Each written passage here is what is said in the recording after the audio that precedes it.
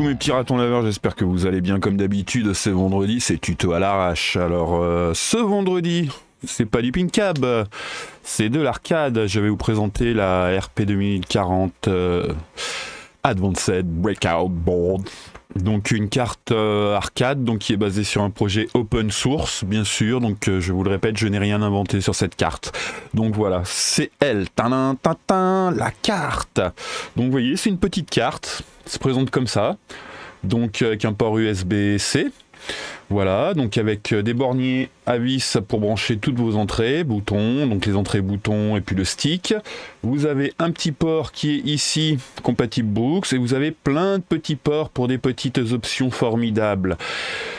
On va faire le tour vite fait de la carte. On va pas prendre 3 heures là-dessus, hein. Je vais vous faire voir branchement de boutons, le petit tour du configurateur qui est intégré à la carte, et tout ça. Donc cette carte, je le répète, je n'ai rien inventé, je pars sur le projet open source GP2040CE, qui est un super projet arcade. Donc contrairement à Doge Shop qui pique le projet, qui ne source pas, moi c'est sourcé, c'est marqué dessus, je respecte la licence, car l'open source c'est la vie. Donc voilà votre petite carte. Alors cette carte, elle mesure combien ? Elle mesure 10 cm par 5 cm. Le format est compatible Brooks, donc avec tous les accessoires Brooks et donc la connectique, donc vous pouvez la remplacer.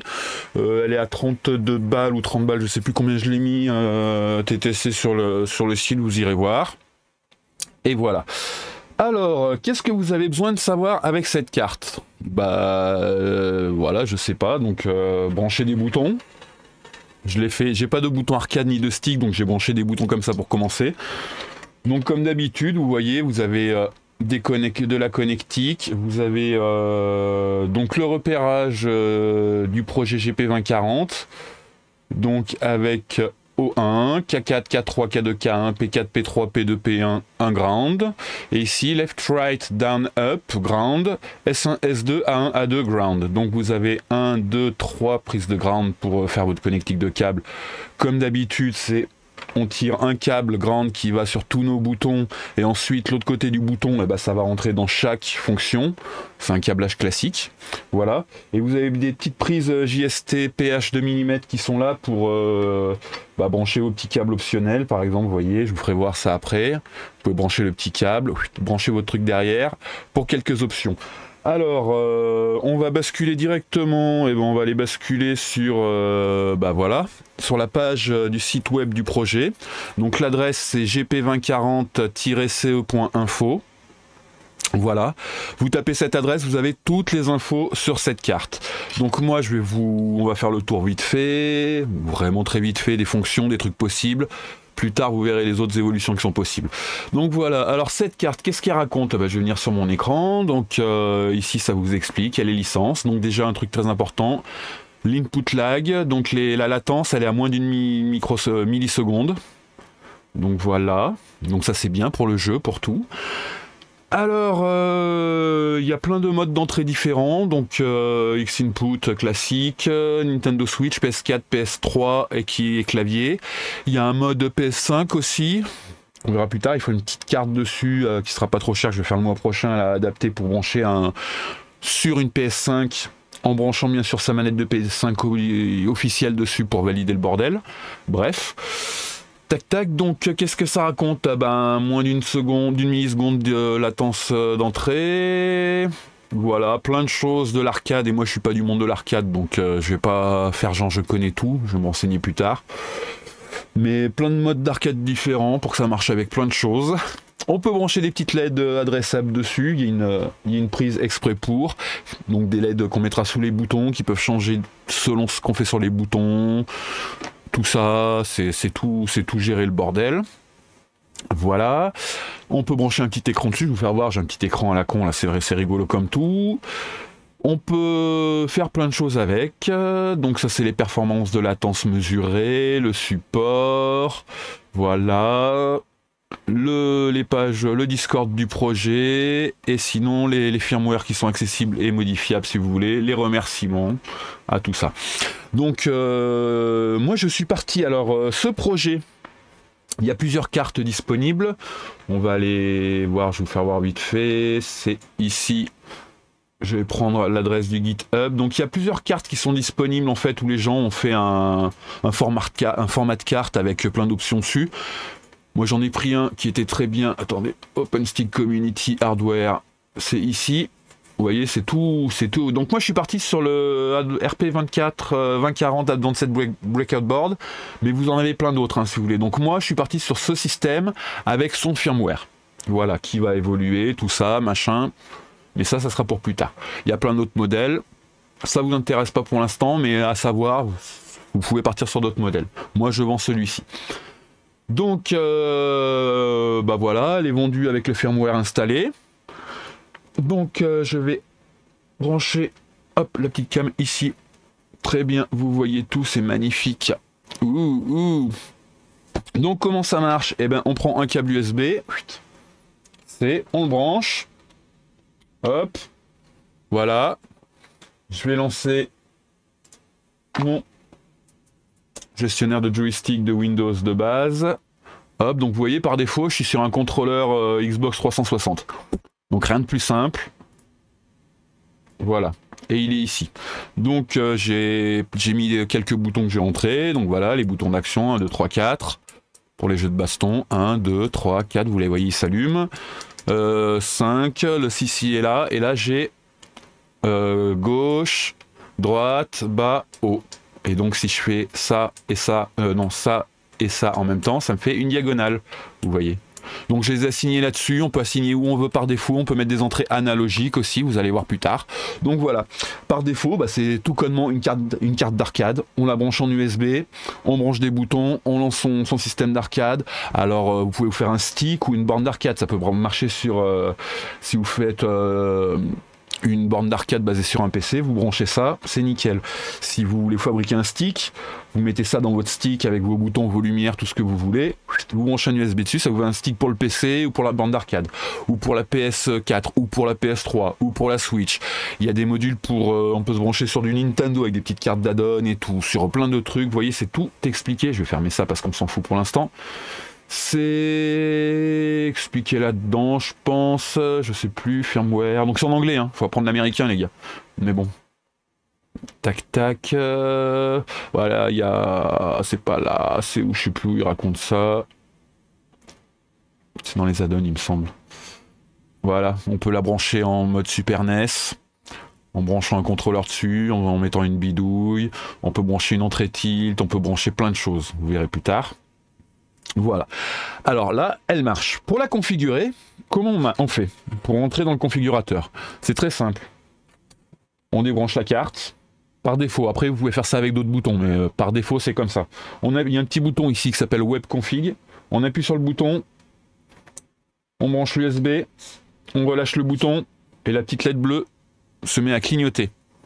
Très simple. À ce moment-là, qu'est-ce qu'on fait? On va dans notre navigateur internet, on tape l'adresse 192.168.7.1 qui sera toujours la même et on tombe, je vais couper hop, la caméra, on tombe sur cet écran qu'on garde en français, on peut le traduire bien sûr. Donc voilà, là nous sommes sur le système de configuration de notre carte. Vous voyez, c'est pas plus compliqué que ça. On appuie sur le bouton web config, on branche l'USB, on tape l'adresse IP et on a le configurateur qui est dans la carte. Voilà, c'est pas un truc externe, pas besoin d'être connecté, tout ça. Il faut juste être branché sur la carte en USB. À partir de là, donc là on a notre voilà, les infos sur la carte, la version du firmware, tout ça. Donc on est en 0.75 actuellement. Si ça change, on aura des infos, tout ça. On va dans réglages et ici on a nos premiers réglages. Donc le mode d'entrée, X-Input, Switch, PS3 ou Direct Input, clavier, parce qu'on peut s'en servir aussi pour faire des raccourcis clavier, ou PS4. Et en dessous, voilà, le mode du D-pad, du petit pad digital. Toutes ces options, machin, est-ce qu'on veut un joystick à 4 voix ou un joystick classique nanani nanana.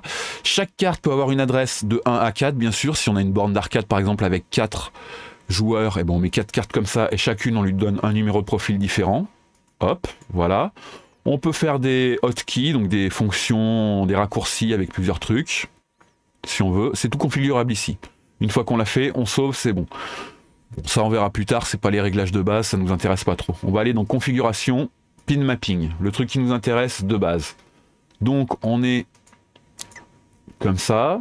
Donc ici, vous avez GP2040, c'est-à-dire l'écriture sur la carte, donc up, down, left, right, B1, B2, B3, B4, L1, R1, L2, R2, S1, S2, S3, S4. Si on appuie ici, on passe sur arcade, vous voyez, on a la nomenclature qui ressemble plus à ce qu'on a sur quand on se fabrique une borne d'arcade. Si on se met sur X input, on a les A, B, X, Y, left button, right button, left trigger, right trigger, back start, LS, guide, tout ça. On peut se mettre sur Nintendo Switch, voilà, on a les infos Switch, PS3, donc carré, triangle, croix, tout le bordel. PS4, c'est la même chose, sauf qu'on a un petit touchpad et des fonctions en plus si on veut. Et un direct input. Voilà, avec nos entrées, nos numéros d'entrée direct input et nos correspondances de pin sur la carte. Alors, bien sûr, on peut, par exemple, si on veut, je vais mettre direct, je vais revenir là, si on veut réassigner par rapport à ce qu'on fait, on clique ici, on appuie sur le bouton, hop, vous voyez, c'est réassigné ici, c'est mon bouton 16. Si j'appuie ici, j'appuie sur mon bouton en bas, hop, c'est le 17. Ah merde, c'est le right, pardon. Donc je vais le rassigner là, 17, et là je vais rassigner, hop. J'appuie sur mon bouton, il est assigné. Vous voyez, on assigne un bouton, on clique ici, on appuie dessus, ça le fout. C'est très simple. Une fois qu'on a fini, on sauvegarde, on appuie sur save et c'est tout bon. Voilà, ma pub. Voilà, on s'en fout de ce qu'il raconte là. Ensuite, qu'est-ce qu'on a? On peut faire la même chose, mais en assignant du clavier. Donc up, c'est la, on passe en config clavier, donc la flèche vers le haut, vers le bas. On peut mettre des lettres, B1, Z, le shift de droite, le contrôle de droite, de gauche, pardon, left c'est gauche.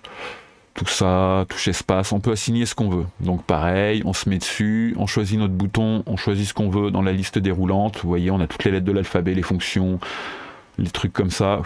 On le met comme on veut. Une fois qu'on a fini, on appuie sur Save. Youpi. Voilà, donc configuration, c'est pas plus compliqué que ça. Profile setting, donc c'est ce que je vous disais, on peut avoir 4 profils différents. Si on a une borne d'arcade par exemple à 4 joueurs, donc 4 entrées. Donc on peut assigner des boutons différents sur chaque profil, qui seront sur la même carte, et selon si on choisit profil 1, profil 2, profil 3, profil 4, ça basculera automatiquement sur la bonne configuration. Donc vos petites cartes sont interchangeables entre joueurs 1, 2, 3, 4. Et à savoir que ça peut se faire avec une configuration de boutons, un combo de boutons sur la manette, si vous voulez éventuellement. Voilà, qu'est-ce qu'on a d'autre? LED configuration, donc actuellement on n'a pas de... Ouh, ça devrait être sur moins 1 ça. Hop, je vais sauver.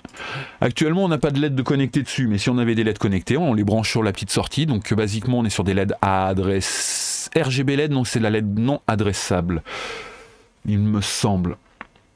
GRB, Layout, Brightness, Player Type LED, P... ouais c'est là. Donc qu'est-ce qu'on fait? Si on veut mettre des LED non adressables, ben, on utilise des sorties qui sont renseignées sur la carte, donc c'est les petites sorties options. Donc on y met, on veut des LED soit en PWM, soit en RGB classique. Donc nous on est plus sur du PWM. Donc la pin 1, la pin 2 et la pin 3 et la 4 éventuellement. Donc ça c'est dans le cas où on a du RGB. Si on a de la LED, une voie, on en marque qu'un. Si on a du RGB, on renseigne les 3 pins. La pin pour le R, pour le G, pour le B. Donc les pins, c'est celles qu'on retrouvait tout à l'heure. Et si on a du RGB white, on peut rajouter un white. Voilà, on met à son GPIO.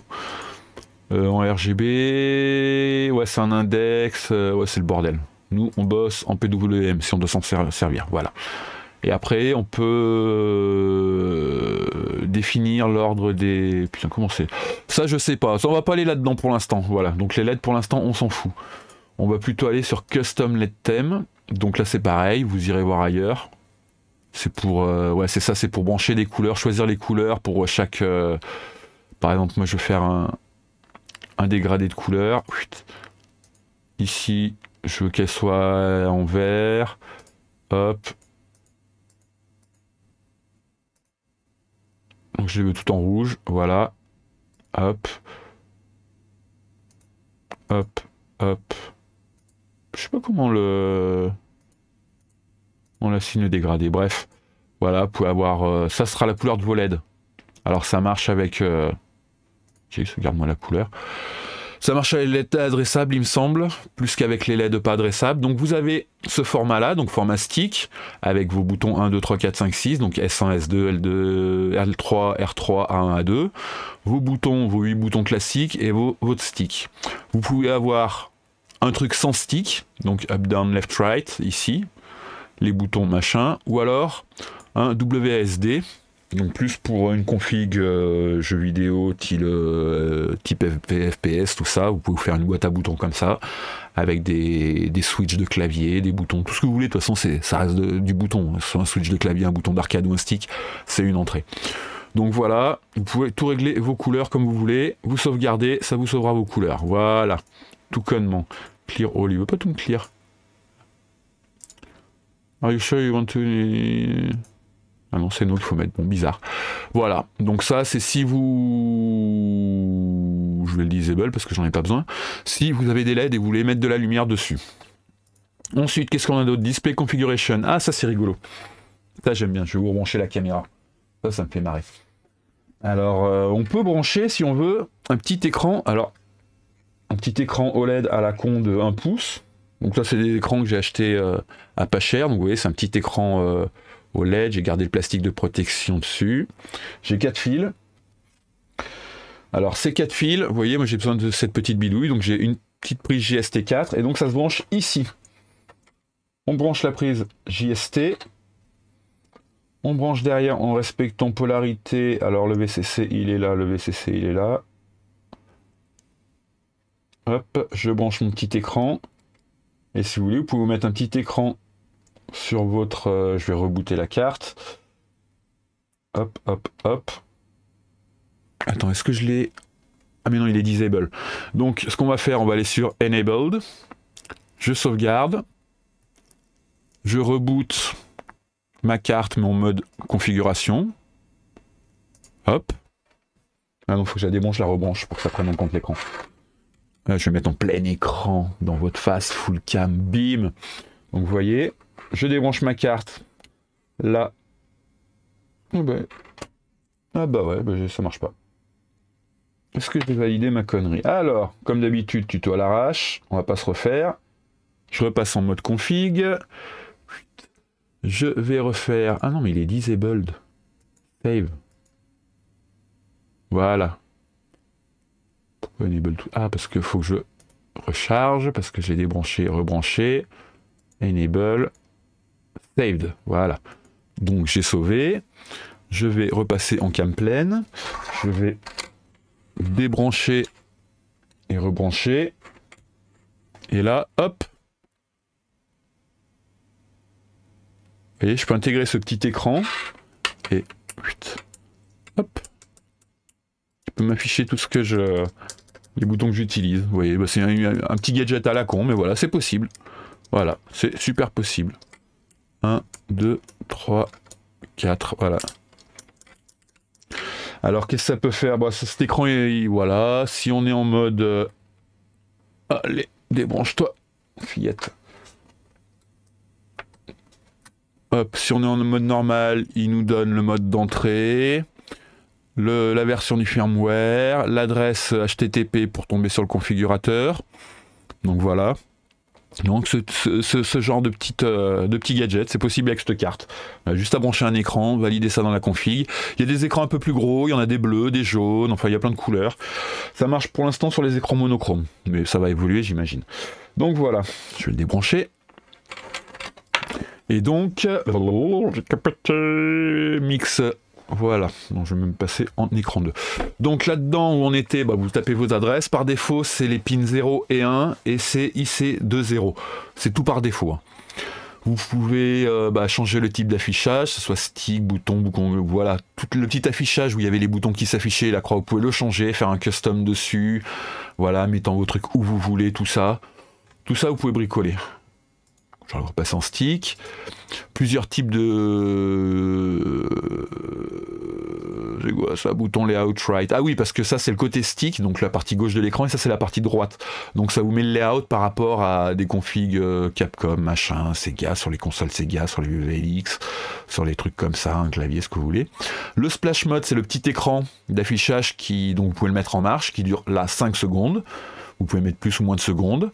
0, il sera toujours allumé, et c'est dans lequel vous pouvez télécharger un petit logo en noir et blanc. Vous choisissez ici, il s'affichera ce petit logo au démarrage, et vous pouvez mettre un petit économiseur d'écran dessus. Voilà, donc c'est du gadget, mais c'est rigolo.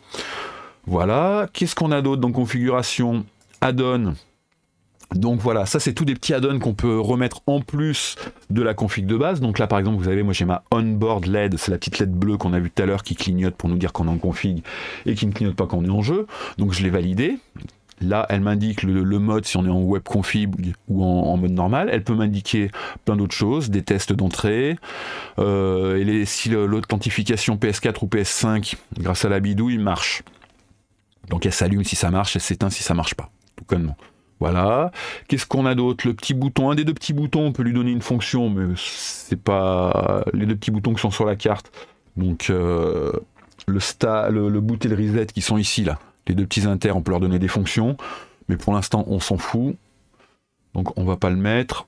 Je le disable, de toute façon c'est caché. Voilà. Analogue, bah c'est si on veut mettre des entrées analogiques, donc des entrées analogiques comme un stick analogique ou des petites gâchettes de derrière, plein de choses comme ça. Donc il faut les valider ici, lui dire sur quel pin on y met, X, Y, le stick mode, vous voyez tout ça, c'est ici que ça se configure. Un bouton turbo, pour on laisse appuyer à l'ancienne et ça s'enchaîne les boutons pour tricher. Des sliders de joystick, inverser les entrées si on veut, par rapport à notre montage, Light2C, ADS 1219, c'est pour avoir des entrées en plus sur la carte. Si on veut plus d'entrées, on peut brancher ça, un expander, et on lui donne une adresse et tout ça, ça nous fait plus d'entrées. Pour l'instant, on s'en fout. Voilà, un tilt input, un petit buzzer si on veut en sortie, quelques boutons en plus. Voilà, 2 boutons, on lui donne une pin et on lui donne une fonction. On peut rajouter des boutons, des trucs. Le SOCD, je sais plus ce que c'est, vous m'excuserez. PS4 mode, voilà. Alors le PS4 mode, c'est quand on sert de ça sur une PlayStation 4 ou 5. Ça marche, alors d'après ce que j'ai compris, ça marche 8 minutes. Au bout de 8 minutes, ça s'éteint, il faut rebrancher, débrancher parce qu'il y a des protections sur les PS4. Donc vous avez moyen, en récupérant les fichiers clés de vos manettes, il me semble, et le numéro de série et la signature, vous pouvez récupérer ces fichiers et les rentrer dans la petite carte, comme ça vous n'aurez plus le problème de déconnexion au bout de 8 minutes. Donc voilà, ça se gère ici. Le PS Pass-Through, c'est pour voilà, on branche ça, donc c'est un petit add-on, une petite carte qui va se mettre dessus là, qui devrait coûter 5-6 balles là, que je vais faire bientôt. Donc vous branchez votre manette en USB dessus et ça vous évite toutes les vérifications à la con en fait, ça passe par ça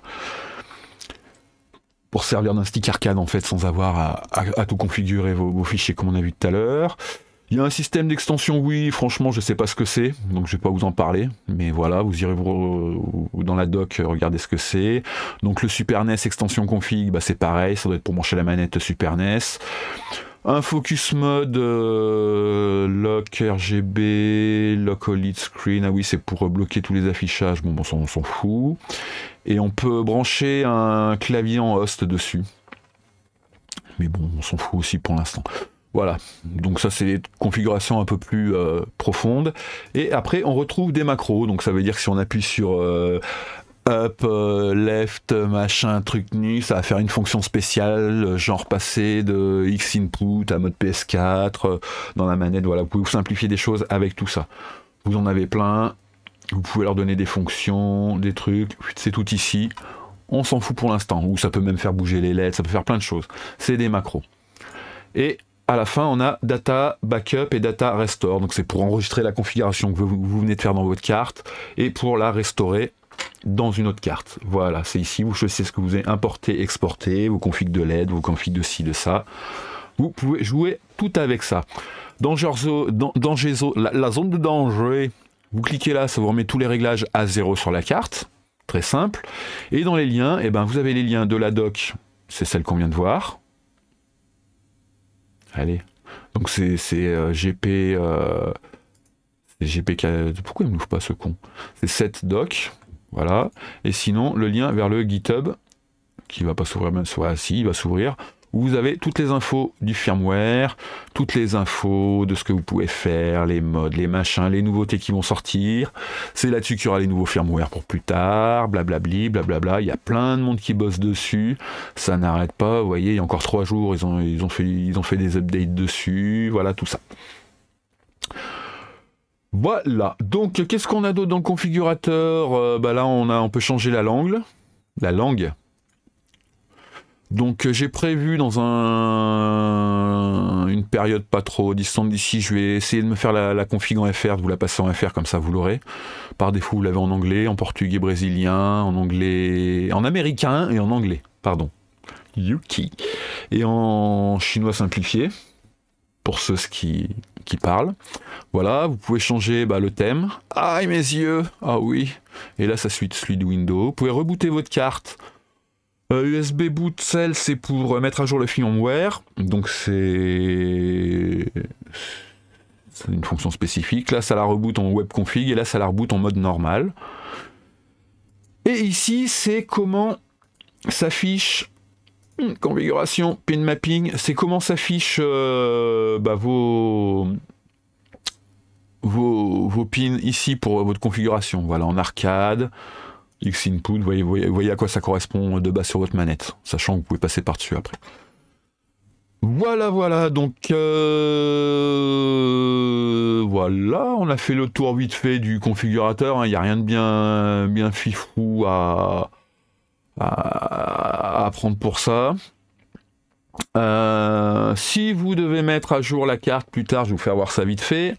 Comment on fait? Eh ben, on va sur OpenStick Community, on va sur le GitHub du projet, on va dans Releases, ici, et on va aller chercher. Donc là, il nous explique toutes les dernières mises à jour qu'il y a eu. On va ici, on va voir tous les assets de sortie, et nous, on va chercher celui pour la version Advanced Breakout Board UF2. L'USB Pass-Through, c'est quand il y a la petite option en plus. Là, la petite carte en plus. Donc là, de base, on part sur celle-ci. Vous la téléchargez. Vous téléchargez votre fichier UF2. Ensuite, pour démarrer en mode... je vais vous faire voir sur la caméra.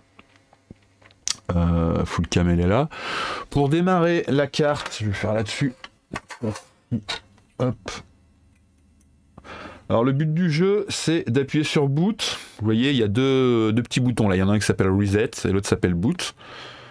Vous appuyez sur boot en la branchant. Vous relâchez. Et quand vous faites ça, ça va vous faire un nouveau volume dans votre disque dur, dans vos disques durs Windows. Il y a un nouveau fichier, un nouveau disque qui va s'appeler RPI. RPI quoi? Viens me voir. RPI, il est là. RPI, RP2.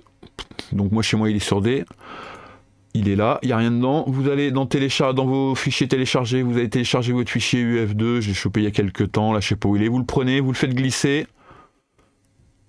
Attendez, je vais le télécharger, ça sera plus simple. Hop. Voilà, tu me le mets dans téléchargement, merci, t'es gentil. Je vais dans téléchargement, hop, il est en premier. Je prends mon fichier, je le fais glisser ici, je lâche, ça copie. Faut attendre un peu, hein. Voilà, ça copie. Ah merde, excusez-moi. Je suis trop con. Donc vous avez vu comment brancher pour la rendre en mode machin. Donc là, vu que j'ai fait ma connerie, je vais être obligé de le refaire. On n'est pas obligé de débrancher, rebrancher. On peut appuyer sur Reset, Boot, on lâche Reset, on lâche Boot. Vous voyez, c'est pareil. Reset, ça reset la carte. Donc pareil pour le mode web config, hein. Vous appuyez sur reset, vous appuyez sur web config, vous relâchez là, vous êtes en web config. Donc là, on l'a repassé en mode mise à jour. On va revenir là. Donc ce que je vous disais, comme un con tout à l'heure, on va sur le GitHub. Donc on peut aller dans le GitHub en cliquant sur link GitHub. On arrive dessus, on va dans Releases. Hop, on descend, ça c'est toutes les mises à jour. On va donc dans nos assets qui sont sortis et on prend celui pour RP 2040 Advanced Breakout Board UF2. On le télécharge, on l'enregistre, hop, il est dans téléchargement. Et vous voyez quand on fait la manip de la passer en mode boot, il y a ce petit disque qui apparaît, RPI, RP2. je l'ai là et puis j'ai là. RPI, RP2. Donc le but du jeu, c'est de prendre le fichier qu'on vient de télécharger, le fichier UF2, on le prend, on le fait glisser et on le relâche dans notre disque. Il se copie.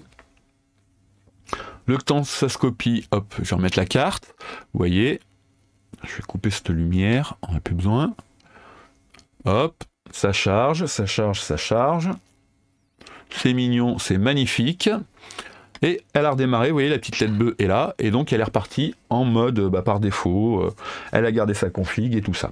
Et donc ce que je vous disais tout à l'heure, si je veux la passer en mode configurator, parce que là, regardez, si je rafraîchis ma page, je vais avoir une belle page vide, parce qu'elle est en mode utilisation, elle n'est pas en mode web config. Donc vous voyez, là, ça charge dans le vide. Je vais descendre un peu, il y a mon logo qui fait chier, vous voyez, ça marche pas. Alors qu'est-ce qu'il faut que je fasse? Soit je débranche, rebranche en appuyant là, soit j'appuie sur Reset, j'appuie sur Web Config, je relâche Reset, je relâche Web Config, ma LED bleue se met à clignoter, vous voyez là c'est mort, je refais un petit coup d'actualisation, hop, je tombe sur mon configurator, et je retombe dans ma config, pin mapping, tout ça, nanani. Voilà, voilà. Qu'est-ce que je peux vous dire d'autre? Donc je vais la débrancher, alors qu'est-ce qu'on a? Donc voilà... Donc les sérigraphies qui sont là, avec les grounds. Donc là, je vais remettre mon autre lumière. Hop, on verra mieux. Merci. Donc là, vous voyez, on a la petite prise expansion avec un ground, un 3V3, un SDA, un SDL. Donc c'est pour l'écran ou pour des extensions de port, comme je vous ai montré tout à l'heure. Donc sur une prise comme ça. Ça, c'est les toggles, ces deux petits boutons qu'on peut mettre avec deux grounds au milieu. Et les toggles, donc c'est 2 et 3 de mémoire. C'est 1 et 2. Non, c'est 2 et 3, faut que je fasse mes sérigraphies un peu plus grosses. Donc voilà, c'est deux entrées boutons supplémentaires. Ça, c'est la petite prise pour les LED adressables, donc avec un ground, un plus 5 volts et un signal. Ça peut marcher pour aller gérer une dizaine de LED. Si vous avez plus de 10 LED, vous prenez pas le 5 volts ici, vous branchez pas VCC ici, vous le branchez sur une alim 5 volts à part, une petite alim 5 volts, même un chargeur 1 ampère de téléphone ou une alim USB à la con, ça balance des 5 volts pour quelques LED, ça ira très bien. À 60 mA à full de la LED, 60 mA, 600 mA pour 10, ouais, vous pouvez en brancher grosso modo 20 LED sur un truc de téléphone, voire plus, parce qu'elle joue rarement à full. Donc voilà, là c'est un connecteur 20, attendez, 2, 4, 6, 8, 10, ouais c'est ça, 10 fois de 20 broches Brooks, donc pour brancher ici, où vous retrouvez tout votre mapping avec le V+, de ground, et ici toutes les entrées boutons. Là vous avez... Et ben le harnais, je sais plus ce que c'est exactement, mais c'est 3 entrées en plus que vous pouvez mettre. De mémoire, ça peut être des entrées analogiques, il me semble. Voilà, et ça c'est des options, donc c'est des entrées en option. Donc soit ça peut être des boutons. Il y en a deux qui servent, par exemple, si vous mettez le petit shield dont je vous parlais pour la PS4, PS5, et ben il se branche ici avec deux petits boutons, deux petits câbles, tac tac, et un pour le plus 5 volts qui est récupéré là. Et là donc le plus 5 volts pour alimenter les petites cartes optionnelles et la prise USB. Voilà, il y a un port debug, mais vous en foutez. Il y a un port USB direct qui peut vous servir pour bricoler plus profond, mais je pense que vous en branlez aussi. Mais voilà, donc c'est cette petite carte qui est sur le shop. Donc j'espère, on a fait un petit tour de base, plus tard je vous ferai voir des petites configs, je brancherai des LED dessus, des trucs comme ça, mais c'était pour les infos de base. Donc pour rappel, le site du projet, il est marqué là, gp2040-ce.info, voilà, c'est bien eux, et donc c'est un super projet. J'espère que ça vous a juste présenté un peu le truc, ouais, c'était un peu du survolage, tout ça. Ah oui, j'ai ça aussi, ce qui est marqué, ça peut servir. Donc ça, c'est les correspondances entre comment c'est écrit ici et sur du X-Input, ouais, c'est ce qu'on a vu tout à l'heure sur une Switch, une PS4. Vous voyez, c'est les correspondances. Il y a un petit papier comme ça, je le mets avec quand je vous le vends, mais ça, c'est dispo sur leur putain de site là. Attendez, je vais le remettre là, c'est dispo dans introduction ou dans configuration usage. Voilà, il est disponible ici. Voilà, on peut rajouter des trucs en plus. Ils expliquent un peu tout ici en anglais. Hein. Puis vous savez, clic droit, traduire en français, on comprend beaucoup de choses. Voilà. Utiliser un étiquetage générique des boutons pour l'état de la manette du jeu. C'est pas les mots exacts, mais on comprend ce qu'ils veulent dire. Voilà. Imaginez, bah, vous parlez avec un Canadien, un Québécois, voilà, on parle avec un cousin, donc il y a quelques mots qui sont pas exactement pareils, mais on comprend ce que ça veut dire dans l'absolu parce qu'on est cool. Donc voilà, les raccourcis clavier, des LED RVB, voilà, tout. On peut reprendre tous les trucs, vous avez des trucs de base, on peut avoir des petites animations, plein de choses. C'est tout expliqué là-dedans. Il y a du support sur le GitHub à fond, il y a un Discord qui parle beaucoup, il y a du monde sur le Discord.